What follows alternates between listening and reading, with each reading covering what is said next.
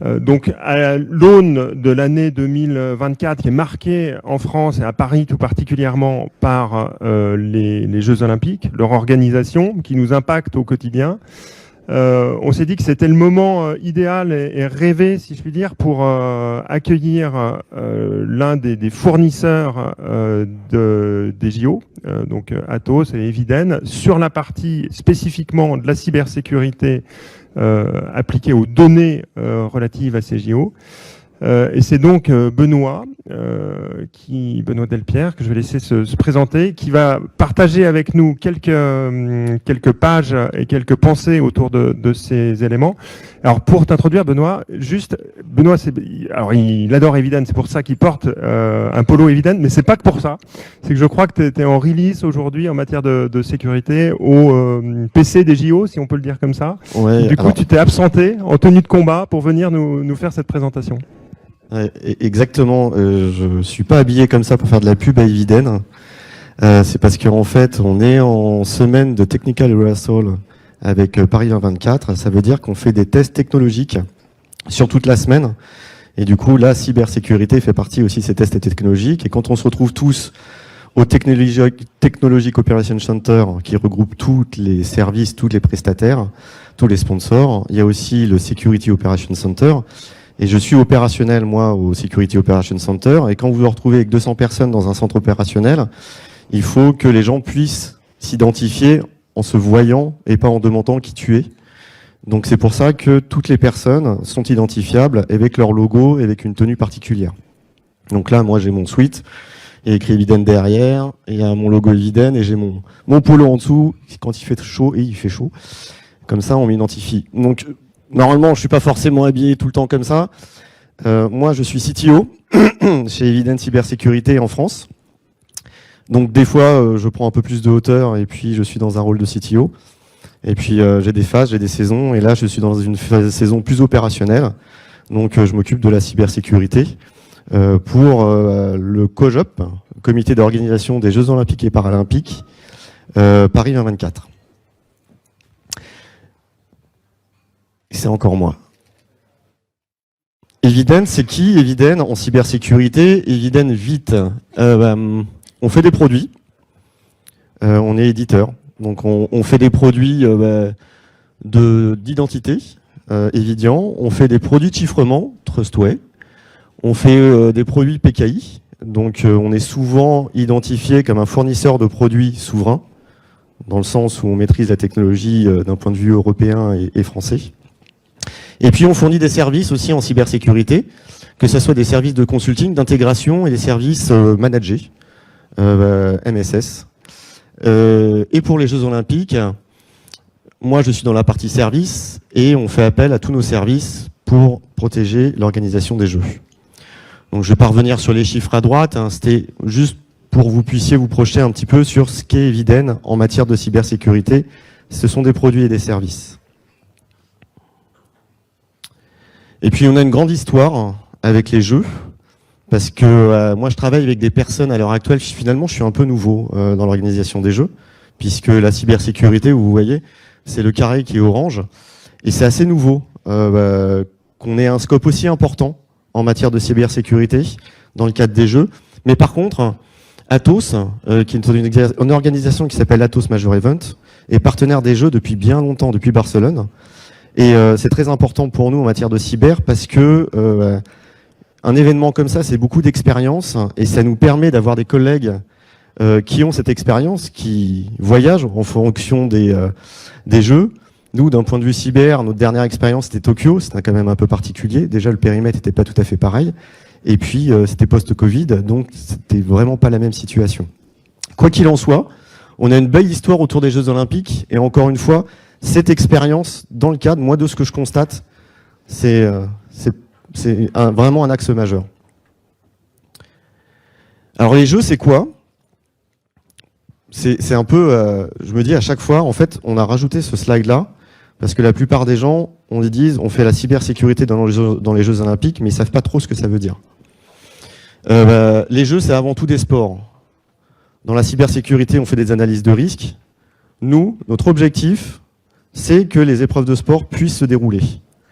Donc il y a des sports. Pour que les épreuves de sport puissent se dérouler, il faut que les athlètes soient présents. Ça paraît simple, mais si vous n'avez pas d'athlètes, vous n'avez pas d'épreuves.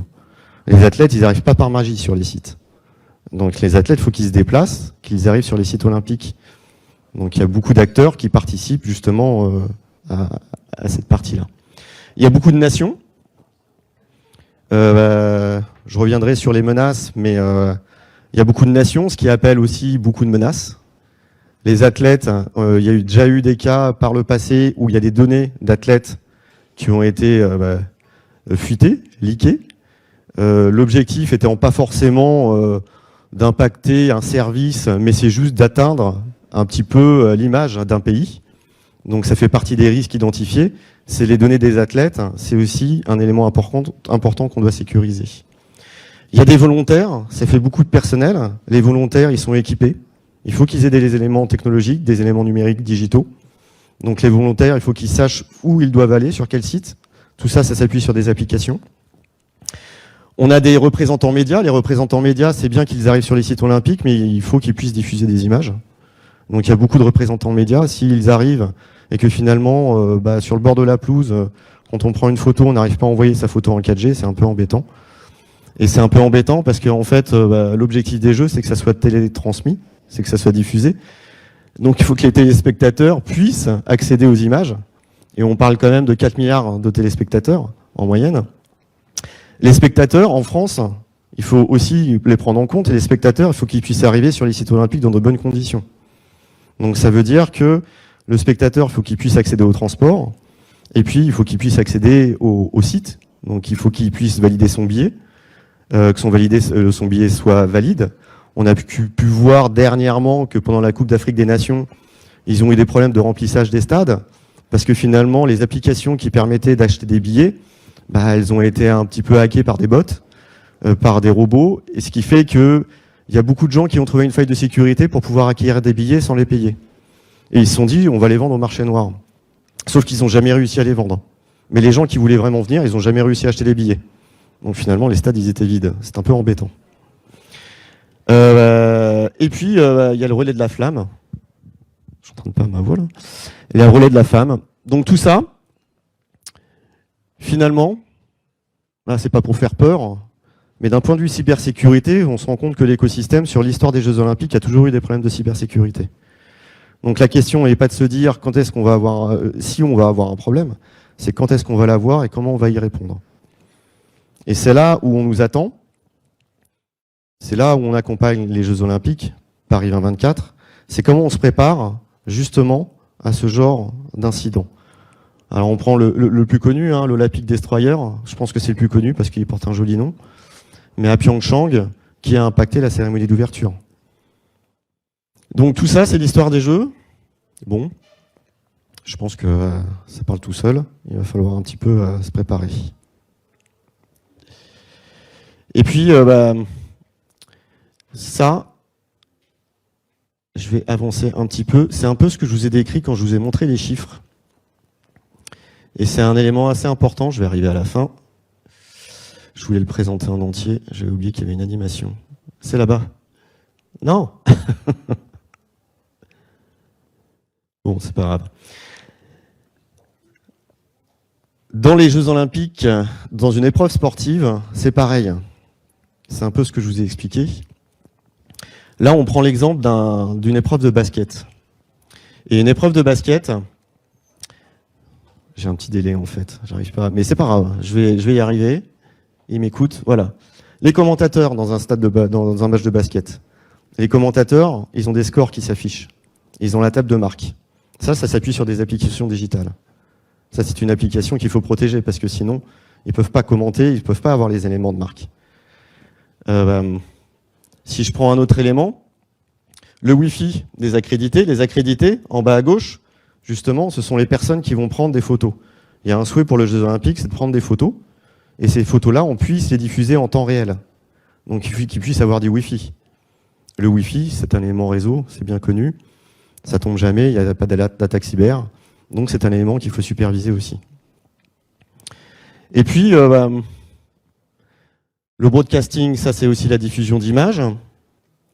Si je vais un peu plus loin, Les écrans que vous voyez dans les stades, les écrans, bon, on peut imaginer quand même que c'est fini l'écran où on mettait une clé USB sur une télé et puis on diffuse, c'est un peu comme ici. Vous avez un équipement qui est là-bas, qui permet de contrôler les images qui sont diffusées. On peut imaginer, ça serait dommage qu'une alerte à la bombe soit diffusée au Stade de France et qu'il y ait un mouvement de panique ou que, je sais pas, Daesh ait subitement envie de diffuser des images hyper sympas sur les écrans. Ça ferait mauvais effet. Donc, encore une fois, c'est des équipements digitaux qui font partie du bon déroulement des épreuves. Tout ça pour dire qu'en fait, dans un stade, tout ce qui permet à une épreuve de bien se dérouler, maintenant est digital. Et ça fait partie, encore une fois, de nos analyses de risque pour protéger les Jeux Olympiques. Ça paraît assez simple, on pense qu'une épreuve sportive, c'est juste quelqu'un qui court. Si vous prenez un athlète qui fait le 100 mètres, le 100 mètres, c'est un peu moins de 10 secondes, c'est 9 secondes 60, 9 secondes 56. 9 secondes 56, si nous, on se prend une attaque cyber, ça donne le temps à peu près qu'on a pour réagir. Parce que si l'épreuve n'est pas chronométrée, elle est annulée. Bon, on va pas leur demander de recommencer. Si l'épreuve elle n'est pas diffusée, la finale du 100 mètres, on va pas la retarder. On va pas leur dire au monde entier, excusez-nous, on va attendre 1 ou 2 heures qu'on ait redémarré nos serveurs, et puis ça va bien se passer.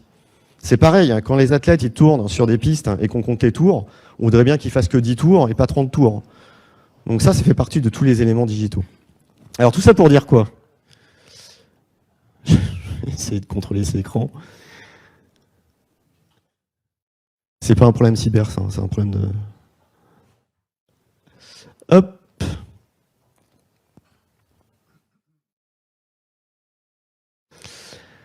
Tout ça pour dire quoi? Tout ça pour dire que la période des Jeux, ça va être très court. Et qu'on va avoir des alertes cyber qui vont augmenter en fonction des événements. La cérémonie d'ouverture en est un, ça paraît évident pour tout le monde. La cérémonie d'ouverture va être un élément un petit peu scruté d'un point de vue cyber. Et puis en fait, la menace va évoluer tout le temps. J'ai parlé de 10 secondes. En fait, entre l'émergence d'une menace qui se passe en Asie et le fait qu'on déploie des contre-mesures chez nous, on va pas avoir beaucoup de temps. Donc l'identification des menaces, pour nous, est un élément majeur. Et pour que cette menace puisse déployer des éléments de détection et de protection, comme on a très peu de temps, il faut qu'elle soit automatisée et orchestrée. Et c'est là qu'on commence à travailler sur la data. La donnée, pour nous, et je vais présenter un slide après là-dessus, est un élément majeur. Ce qu'il faut voir, c'est qu'il y a 2 types de données dans la cyber. C'est la donnée qu'on protège. Vous allez en parler aujourd'hui, mais toute donnée, elle se protège en fonction de différents niveaux de réglementation, le droit d'en connaître, son impact cyber, son impact sur les opérations. Et puis comment nous, on utilise la donnée pour augmenter notre niveau de détection et de protection. Donc il y a les 2 axes de consommation, protection de la donnée et consommation de la donnée. Et puis, c'est ce que j'ai dit, nous on travaille sur l'automatisation. Ça va avancer. Hop. Alors la donnée, nous on a voulu travailler sur la qualité de la donnée en cyber. C'est un peu nouveau. Pendant longtemps en cybersécurité, on s'est dit on va prendre toute la donnée et puis au hasard, peut-être que là-dedans, on va trouver quelque chose d'intéressant, mais au cas où, on ne sait jamais, on va prendre. Alors ça c'est bien, ça génère des jolis rapports, des rapports que souvent les RSSI ou les CISO se retrouvent ça entre les mains, ou les comités exécutifs, et finalement on ne sait pas trop quoi en faire. On sent qu'il y a de la menace, puisque les rapports souvent c'est des données de menace, mais en vrai c'est peut-être, on va dire, stratégique, et c'est des données qu'on va utiliser pour déployer des contre-mesures plutôt à long terme. Les JO, c'est pas possible. Les JO, finalement, c'est un peu demain. Et en plus, fin septembre, on supprime tout. Donc on appuie sur le bouton, on arrête tout, on s'en va. Tout le monde s'en va, c'est fini. Donc on n'est pas sur un programme à long terme. Alors la première chose, c'est la fraîcheur de l'information. Évidemment, si on a une attaque en Asie et qu'on détecte, on appelle ça des indices de compromission qui sont intéressants pour nous, et qu'on prend ces indices de compromission, si nous, on est au courant que ces indices sont disponibles, l'attaquant est aussi au courant. Donc finalement, la donnée qu'on récupère en termes d'observables, qui nous permet par exemple, une adresse IP, je prends une adresse IP qui a été détectée comme une menace en Asie ou aux États-Unis, bah, moi, je vais tout simplement sur mes éléments de protection dire cette IP, elle ne doit pas être accessible. Mais si je mets 15 jours pour le faire, déjà, c'est trop tard. Et en plus, il a changé d'IP, en fait, l'attaquant. Donc, si je suis au courant, l'attaquant, il est au courant aussi. Et l'indicateur, c'est pas quelque chose de magique qui nous arrive comme ça, qui nous tombe dessus par... il faut le produire. C'est-à-dire que l'indicateur, il doit être de qualité, ça veut dire qu'on a des analystes qui travaillent sur la data. Et c'est un peu ce que vous voyez aussi aujourd'hui, c'est la même chose dans la cyber. Une donnée, elle doit avoir une durée de vie, elle doit avoir identifié à partir de quand une date de début, une date de fin, avec des indicateurs, avec des champs bien identifiés, qui puissent être digérés par nos éléments et qui puissent être travaillés. C'est pas juste, on envoie un fichier CSV, un fichier texte, ça marchera pas. Et puis, en deuxième point, en termes de données, il faut que ceux qui nous fournissent la donnée soient sensibles. Si vous prenez un acteur qui nous génère de la donnée cyber, finalement, son secteur, c'est l'Île-de-France, ça nous intéresse pas beaucoup, quoi. Ou la Dordogne, c'est pareil, c'est bien, mais finalement, c'est très peu comme périmètre. Donc, nous, on a un partenaire technologique avec les Jeux Olympiques, c'est Cisco. C'est un bon exemple, Cisco. Cisco, depuis très longtemps, finalement, ils ont des éléments de protection cyber, des firewalls partout dans le monde. Donc, pour le coup, eux, avec toutes leurs sondes dans le monde, quand ils voient une attaque qui arrive, ils sont capables de générer de la donnée, peu importe où ça se passe. Donc, c'est pareil pour les fournisseurs d'antivirus ou maintenant d'EDR, type autres, des marques comme Microsoft, CrowdStrike, Google, par exemple, est un bon fournisseur de ce type de données parce qu'encore une fois, ils ont une empreinte IT très importante dans le monde. Ensuite, une fois qu'on récupère toutes ces données, ça génère beaucoup d'informations et nous, on doit la contextualiser. On doit la contextualiser parce qu'elle n'est pas que pour nous. On va la partager. Donc partager cette donnée, tous les sponsors, tous les acteurs avec qui on partage cette donnée, ils en ont aussi. Ils sont pas là pour récupérer des millions d'indices de compromission, ça les intéresse pas. Eux, ce qu'ils veulent, c'est de la donnée qualifiée, c'est de la donnée contextualisée. Donc on la travaille, cette donnée. Alors il y a deux types de moyens de la travailler, avec des analystes, et puis une orchestration et d'automatisation qui nous permet aussi de la contextualiser. Et ensuite, c'est toujours vrai dans la cyber, et c'est vrai dans toutes les opérations qu'on fait sur nos applications, il faut éviter les faux positifs. Moi, j'ai pas envie de bloquer le chronomètre. Ça serait embêtant que parce que j'ai une donnée qui soit fausse, parce qu'on pourrait très bien imaginer qu'on nous envoie des fausses données, j'ai un impact sur mes opérations. Et je prends l'exemple du chronomètre, mais ça pourrait être aussi bloquer l'écran. Donc finalement, c'est ce que je disais au départ, il y a deux choses. C'est comment on utilise la donnée, d'un point de vue cyber, pour améliorer notre détection et nos réponses, notre protection. Et puis la donnée qu'on doit protéger. J'ai parlé des volontaires, j'ai parlé des accréditations. Tous les pays qui viennent, ils ont tous plus ou moins un niveau de menace et de sensibilité différent. Ces données, il faut qu'on les protège.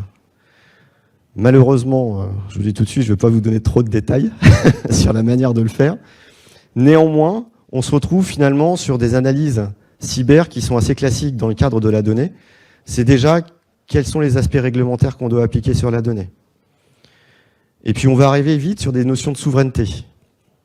La souveraineté, beaucoup de monde en parle. Il faut un peu la qualifier quand même. Il y a la souveraineté technologique et la souveraineté sur les données.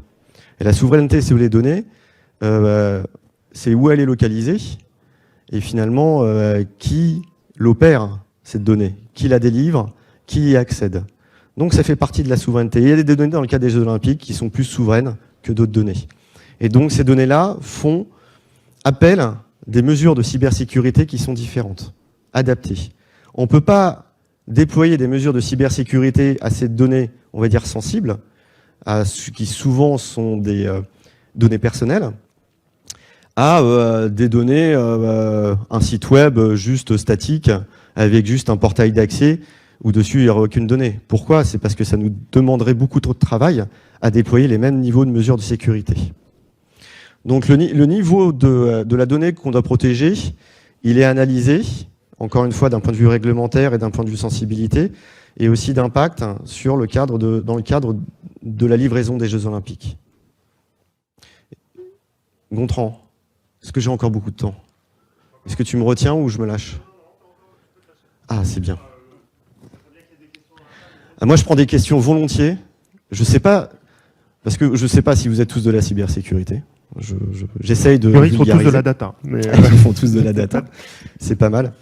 Il y a un autre axe. Je vous ai parlé de ces volumes de données qui nous arrivent dessus pendant très longtemps.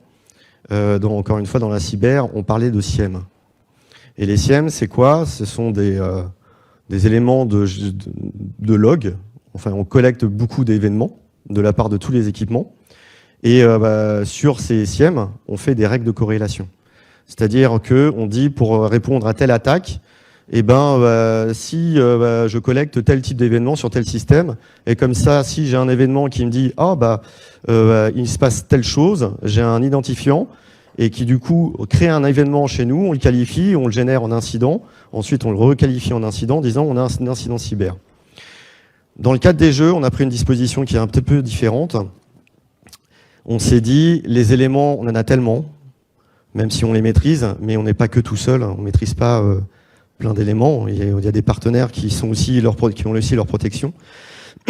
Et on s'est dit, on va collecter la donnée. Et pour s'y retrouver dans cette masse de données, ça génère déjà une volumétrie très importante. Donc, je reviens, il faut la protéger. Donc, les plateformes qui hébergent ces données doivent être protégées d'une manière particulière. Et puis, dans cette donnée, on va utiliser des algorithmes d'intelligence artificielle.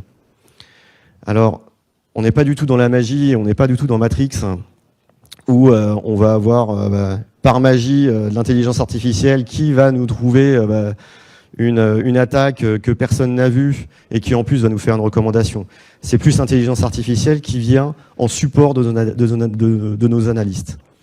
Parce qu'en fait, on n'attend pas qu'il y ait un incident qui remonte. Nous, on fait des activités de chasse à la menace, de threat hunting. Donc ça veut dire que pendant toute la durée des jeux, on va aller dans ces logs, on va aller sur les différents équipements, mais on va aller dans ces logs, et puis on va jouer des algorithmes d'intelligence artificielle pour voir si on trouve des signaux faibles. Et les signaux faibles, c'est quoi? C'est des enchaînements d'actions que des règles de corrélation traditionnelles que je vous ai décrites un petit peu avant n'auraient pas forcément trouvé. Parce que les règles de corrélation, c'est par rapport à des cas d'usage qui sont connus, identifiés. Là, ce qu'on cherche, c'est des signaux faibles qui, jusqu'à maintenant, n'ont pas été identifiés par un analyste cyber.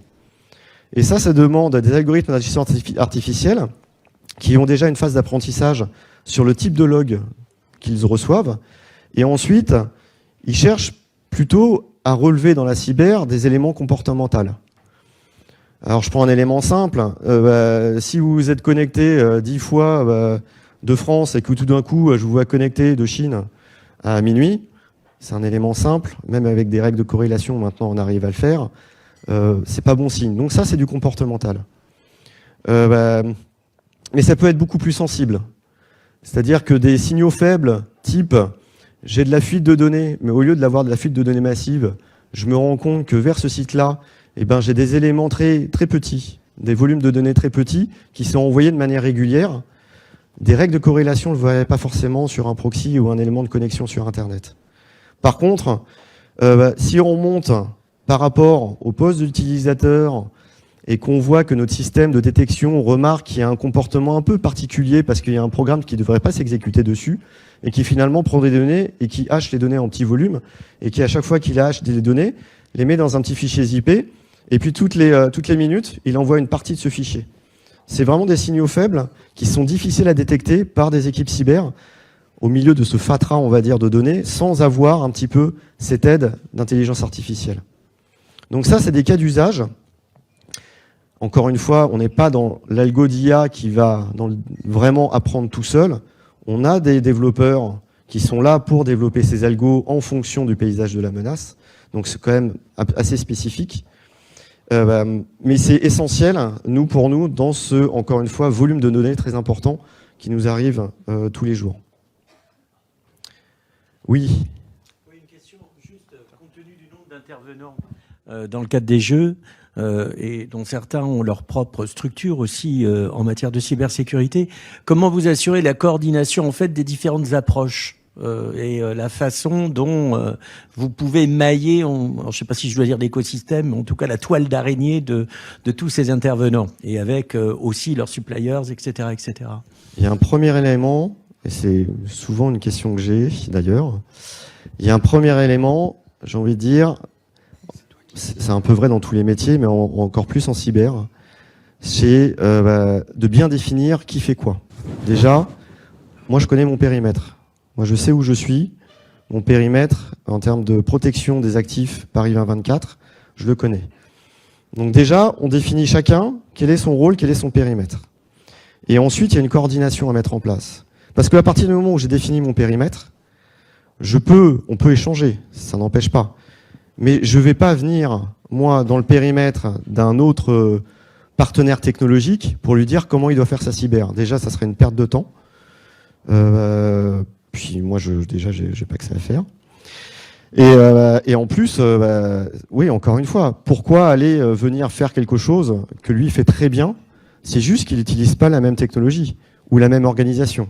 Par contre, ce qui est important, et c'est vrai, c'est comment, pendant les Jeux Olympiques, on collabore. Et ça, on s'entraîne. Déjà, il y a beaucoup d'acteurs.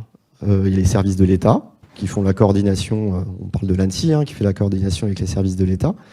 Et puis nous, on a nos partenaires technologiques. Et puis on a Paris 2024 aussi qui nous aide au milieu de tout ça. Et puis on coordonne, on met en place des plans. Et puis on s'entraîne, on fait des exercices de crise. Et puis on se parle beaucoup. On fait à l'heure actuelle un club avec tous les RSSI et tous les CISO qui sont dans le cadre, qui sont embarqués dans les Jeux Olympiques. Et puis on va les faire travailler un petit peu, on va faire des gestions de crise. Je pense que ça va être très sympa, on a montré des scénarios très bien. Et puis du coup, voilà, c'est ça, c'est d'abord chacun son périmètre. Ensuite, mettre en place les éléments de collaboration. Comment on communique? C'est des choses simples. On parle du téléphone rouge, vous vous souvenez, le téléphone rouge quand on s'appelait... Bah oui, mais c'est vrai. Mais moi, j'ai pas de téléphone rouge, donc quand quelqu'un m'appelle, il faut que je sache qui est au bout du téléphone. Ça se prépare. Il y a des menaces comme le spear phishing ou la fraude au président ou du deepfake. On a vu qu'il y a eu des éléments de deepfake. Bon, il faut faire attention à ça. Moi, on peut pas m'appeler pendant les jeux dans le Security Operations Center en disant « Bonjour, c'est Bernard, je travaille pour EDF. Est-ce que tu pourrais y couper tel élément ?» Ça va pas marcher. Donc voilà. C'est un peu notre organisation. Oui, j'ai peut-être une question, le temps qu'on prenne l'autre. D'ailleurs, elle est double. La première, c'est d'expliquer que finalement, à l'échelle des jeux, cette notion, cette expertise, elle est assez récente en réalité. Est-ce que, à l'occasion de ces Jeux de Paris 2024, il y a une spécificité française ou quelque chose de particulier, ou est-ce que la menace, tu as pris beaucoup d'exemples qui viennent de l'étranger, finalement, la menace est tellement globale qu'il n'y a pas réellement de spécificité française? Et l'autre question, qui est plus celle d'un citoyen, on a l'impression, finalement, il y a une sorte de régime d'exception autour des Jeux, je le dis avec mes mots, de régime d'exception autour de la mise en œuvre de la sécurité autour des JO. Est-ce que c'est quelque chose que tu ressens, tu vois, ou pas? Alors, je commence par la fin, du coup. Régime d'exception, si on parle de la loi par rapport à la vidéosurveillance, c'est pas forcément un régime d'exception en France, puisqu'il y a beaucoup de pays qui l'ont déjà mis en place avant. C'est pas mon domaine de spécialité, la vidéosurveillance. Néanmoins, on voit quand même que dans le cadre de cette loi un peu exceptionnelle, dans le cadre des Jeux Olympiques, il y a eu beaucoup d'acteurs comme la CNIL ou d'autres services qui ont apporté leur élément. C'est pas juste, je trouve, il faut un peu désacraliser cette partie-là. C'est pas juste dire, je vais faire de la reconnaissance faciale, ce qui n'est pas le cas d'ailleurs, et puis je vais faire ce que je veux avec les vidéos. On a la chance en France d'avoir beaucoup d'encadrement et de réglementation pour encadrer justement l'utilisation de ces vidéos. Donc oui, il y a un cadre spécial vis-à-vis de ça pour les Jeux Olympiques, mais néanmoins, c'est pas la porte ouverte à tout ce qu'on veut. Et ça, c'est important de le citer. En France, je trouve qu'on a justement beaucoup d'encadrement pour éviter ces dérives. Après, chacun pense ce qu'il veut sur le sujet. Maintenant, la première question qui était, tu me rappelles la première question. La spécificité française, je pense que tous les jeux ont eu leur spécificité. Je pense que Los Angeles aura sa spécificité. Je vais prendre un cas tout particulier, qui n'est pas forcément notre cas, je précise. Le partenaire de l'IOC, de CIO, c'est Alibaba. Moi, je demande à voir, on verra comment Alibaba va fournir des services de cloud à Los Angeles. Donc, ils auront leur spécificité, je pense. Il y a des spécificités en France. De ce qu'on a comme retour, en tout cas, du CIO, c'est qu'on est très près par rapport à l'histoire. Peut-être parce que, d'un point de vue cyber, la dimension a changé et qu'on se rend compte que c'est un élément important. La spécificité, encore une fois, en France, elle est très géopolitique à l'heure actuelle. Les éléments avec Israël, notre partie prenante en Israël, en Russie, en Ukraine, provoquent beaucoup de choses. Je sais pas, je pense que vous avez tous vu. Encore une fois, nous, on baigne dedans, mais là, ça a été relativement public. On a subi des attaques. Alors, ce ne sont pas des hacks, mais ce sont des attaques cyber. Il y a une semaine, on pense néanmoins que ça ressemble beaucoup à de la reconnaissance. Donc c'est pour nous tester un petit peu. C'est assez quand même majeur. Il parlait d'un groupe d'attaquants qui s'appelle Anonymous Soudan, qui porte pas forcément son nom, qui porte pas forcément le bon nom. Pendant longtemps, nous, quand on fait le paysage de la menace, il y a évidemment la partie géopolitique et on parle des groupes étatiques d'attaque. À l'heure actuelle, on avait séparé pendant longtemps les groupes étatiques des groupes activistes. Et on se rend compte que finalement, les groupes d'activistes, maintenant, ils sont sponsorisés par les groupes étatiques. Parce que quitte à avoir un objectif commun, pourquoi pas avoir plus de revenus et plus de moyens. Et puis en plus, on se rend compte que les groupes maintenant d'attaquants deviennent des entreprises. Nous, on parle de software as a service, eux, ils parlent de ransomware as a service. Donc ce sont des plateformes de services. Moi, je me pose la question à quel point, à l'heure actuelle, ils n'ont pas des SLA. Donc à voir s'ils n'ont pas contractualisé quelque chose. Mais on n'en est pas loin, quoi. Donc, et ils s'organisent entre eux. Moi, je te donne ça, tu me fais ça, je te mets en relation, je te fournis un site qui est un site de hacking parce que c'est ma spécialité, qui ressemble, je te le fais en 5 minutes. Et par contre, moi, tu m'amènes des utilisateurs sur mon site. Donc, ils s'organisent un petit peu comme ça. Donc, le contexte un peu particulier français, effectivement, il est par rapport à la menace parce que c'est la géopolitique à l'heure actuelle. Et c'est l'évolution de la menace cyber.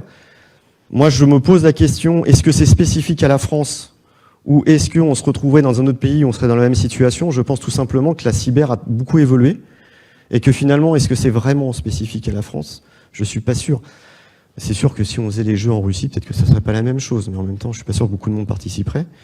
Mais sur un pays tel que le nôtre, en tout cas, on est c'est sûr, attaqué par à peu près tout ce qui existe en cyber. Moi, on va souvent poser la question, c'est quoi la menace prioritaire? Bon, c'est tout ce qui existe. Voilà. Donc comme ça, on est tranquille. C'est pour ça qu'on travaille beaucoup sur cette partie données, justement, pour s'adapter à ce paysage. Il faut savoir que nous, on travaille depuis 2018. Et en 2018, le système d'information, il n'existait pas. C'est un peu nouveau d'un point de vue cyber. On a commencé, on parle de cyber par design. Nous, on a construit le système d'information avec la cybersécurité. Alors déjà, il faut que la cybersécurité s'adapte à un système d'information qui se construit, quand même pas évident. Moi, je pense que beaucoup de personnes à l'heure actuelle déploient de la cybersécurité a posteriori, encore. On n'est pas complètement en sécurité by design. Ça, c'est bon côté. Le bon côté, c'est qu'on a l'impression d'avoir le temps. Et puis, encore une fois, le paysage de la menace, il a évolué. Donc, nos opérations cyber, nos équipements cyber, doit évoluer. Depuis le 2018 jusqu'à maintenant, la cyber n'est pas la même il y a un mois. Donc d'ici les Jeux Olympiques, le paysage du cyber, il aura évolué. C'est là où on nous attend. C'est justement cette agilité en termes de posture cyber, et c'est ça qui est un peu différent. Bon, en fait, je vais un peu poursuivre la question, parce que je voulais parler un peu de menaces. Moi, j'ai eu affaire à une belle crise cyber dans le monde industriel. Concours de circonstances, c'était un groupe russe, mais c'était un concours de circonstances évidemment, et sur lequel, je vais pas dire que les attaquants sont un peu feignants de temps en temps, mais c'était du crypto-locking, donc c'était en gros de la disponibilité.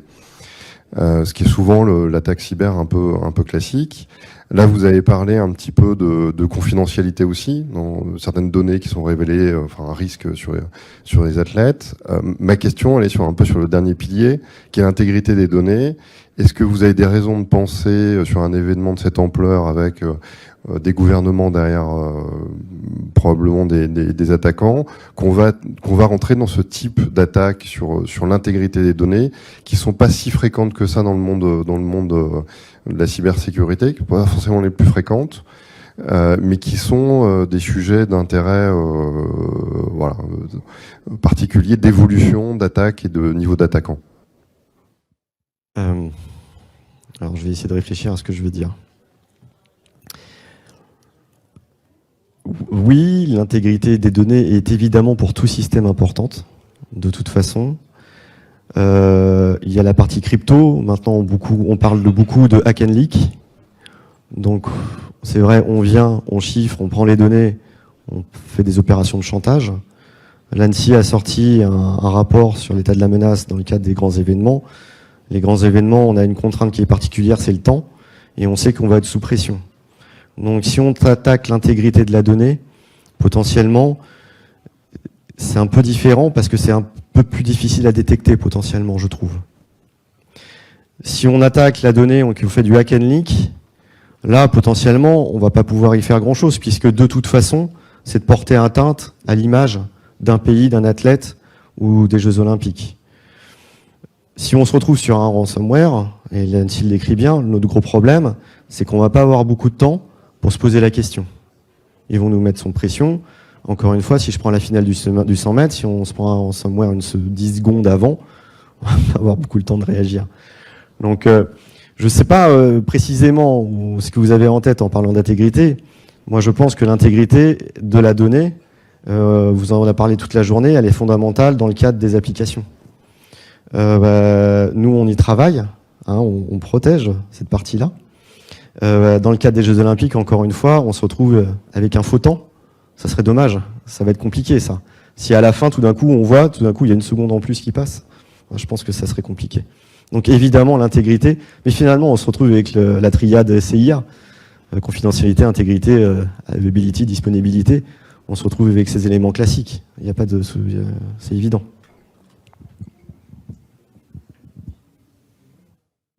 On a le temps pour une dernière question, je pense. Merci. J'avais une question quand tu disais tout à l'heure qu'à la fin des JO, toutes ces données finalement allaient être supprimées.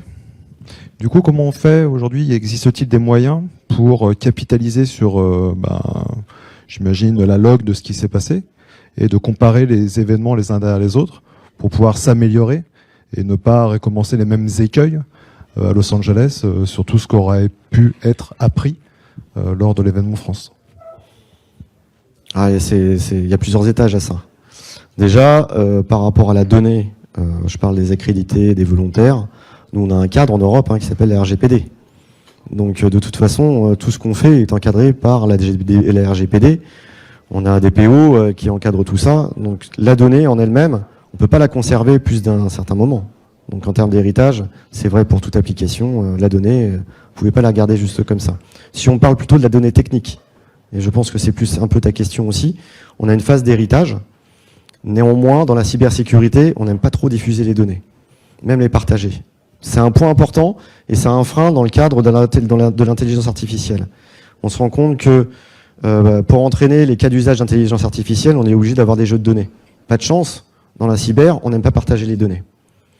Mais même dans le cadre, on va dire, militaire, quand on génère sa propre donnée, on peut même pas l'utiliser pour en faire de l'apprentissage. Et ça, c'est un vrai problème. Donc on se retrouve maintenant avec des cas, et chez Eviden, on a fait ce genre de choses, c'est qu'on utilise de l'intelligence artificielle pour générer de la donnée de test, pour entraîner de l'intelligence artificielle. Donc c'est un peu particulier, mais moi j'ai fait une présentation, je discutais avec l'INRIA. L'INRIA, ils ont un projet qui s'appelle Supervis, qui est très intéressant. C'est l'apport justement de l'intelligence artificielle dans la supervision de cybersécurité. Et tous les chercheurs sont très embêtés avec ça. Parce que finalement, ils peuvent pas utiliser des données. Donc ils disent, on va faire quoi? On utilise des fausses données. Mais est-ce que les fausses données sont vraiment la réalité? Et comment on génère ces données? Et c'est un vrai problème. Dans le cadre des jeux, moi, je vais pas vous le dire. Parce que je peux pas vous le dire, pour l'instant. Est-ce qu'on aimerait tous pouvoir capitaliser sur ces données pour améliorer le paysage de la cyber en France? Oui, évidemment. Mais on peut pas faire ce qu'on veut. C'est comme ça. Il y a des cadres. Bon, on verra. Mais on travaille dessus. Les cadres parlent de classification. Est-ce qu'il n'y a pas moyen de déclassifier certaines données plutôt que de dire que toutes les données sont classifiées? Oui. Alors ça, c'est potentiellement une bonne idée. Je vous cache pas que je te cache pas que ça va pas être facile, ça. Parce que la donnée technique, en vrai, on la classifie pas forcément. Alors, bien sûr, on classifie de la donnée personnelle. Mais là, on parle pas de ça. Là, on parle d'héritage en sens où ça génère beaucoup d'informations, beaucoup de données. Parce que c'est des données technologiques, on va pouvoir la réutiliser. Donc, ça voudrait dire qu'on va générer, on va classifier ces données en fonction des environnements qu'on supervise, mais on n'est pas organisé comme ça. Donc, il n'y a pas vraiment une notion de classification sur la donnée technologique. C'est pas, encore une fois, c'est un vrai problème dans beaucoup de métiers, je pense, cette génération, cette utilisation de la donnée.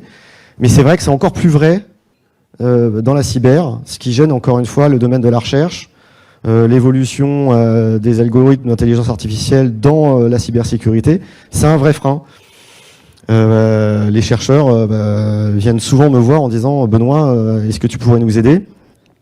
Moi, je fais des services managés. Je vous cache pas, je prends n'importe quelle entreprise, mais je prends EDF parce que ça me vient à la tête. Mais je vais pas dire EDF, écoutez, je vais prendre vos données et puis je vais les donner à des chercheurs parce qu'ils ont besoin d'entraîner des algos d'intelligence artificielle. C'est pas possible. Il faut qu'elle soit tracée cette donnée. Il faut qu'elle soit encadrée. Et moi, je peux pas assurer cette protection à partir du moment où je la sors. Hein? Ça serait bien. Merci beaucoup. Merci Benoît. Merci beaucoup. Au micro. Oui, je pense qu'on peut l'applaudir.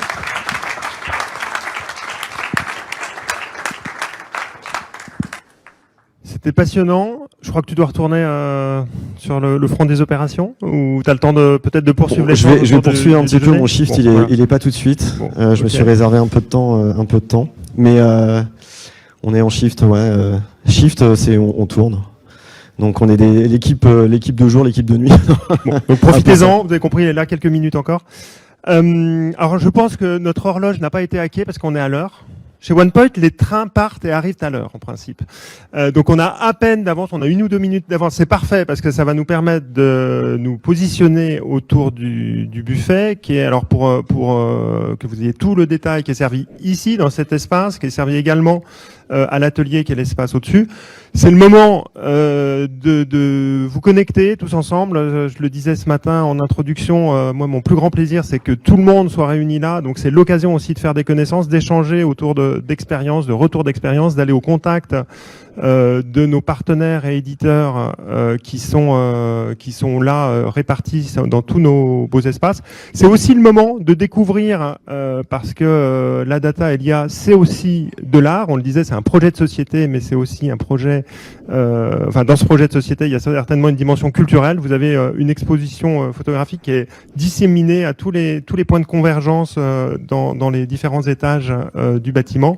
Donc n'hésitez pas à admirer la version réelle et la version IA de chacune des œuvres qui sont présentées.